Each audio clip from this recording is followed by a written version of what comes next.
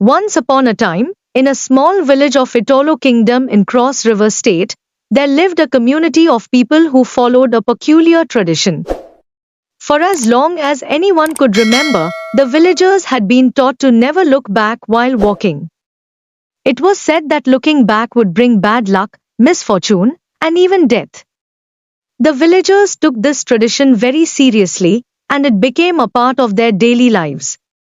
They would walk with their heads held high, their eyes fixed on the path ahead, never daring to glance back. Why can't we look back while walking like other communities? Little Lakpan asked his mother in a curious tone. This has been our tradition our forefathers passed on to us. We live by tradition and no one dare to ask question. Mrs. Basse replied. But mother, each time that I am working, I feel that someone is following me, especially anytime I am the only one coming back from school. Akpan continued as they sat under a mango tree to peel cassava. One sunny afternoon during the school-free period, group of students gathered together to gist and talk about their daily activities. My mother told me a story of a man who ignorantly looked while coming back from his farm after hearing a strange noise following him, and the man was not seen again, Mary said with fears and uncertainty filled her mind.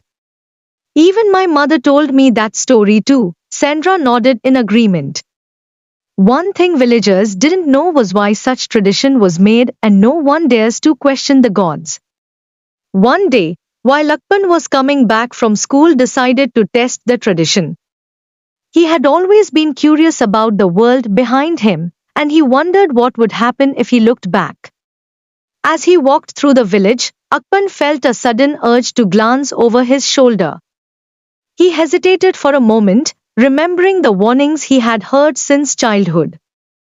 But his curiosity got the better of him, and he slowly turned his head to look back.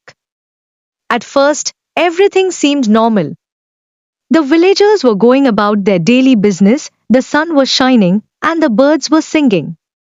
But then, Akpan saw something that made his blood run cold. A dark figure was following him, its eyes fixed on the young boy.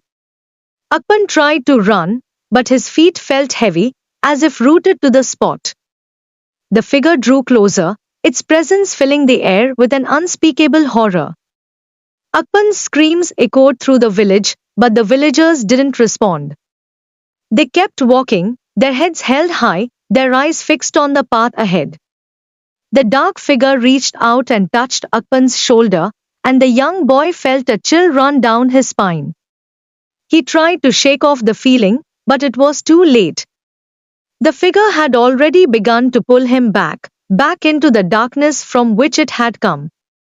Akpan's parents searched for him everywhere, but he was never found. The villagers whispered among themselves, saying that Akpan had been taken by the spirits for looking back. From that day on, the villagers were even more diligent about following the tradition. They walked with their heads held high, their eyes fixed on the path ahead, never daring to glance back. But the legend of Akpan lived on, a cautionary tale about the dangers of looking back. And the villagers would always remember the young boy who had dared to defy the tradition and had paid the ultimate price.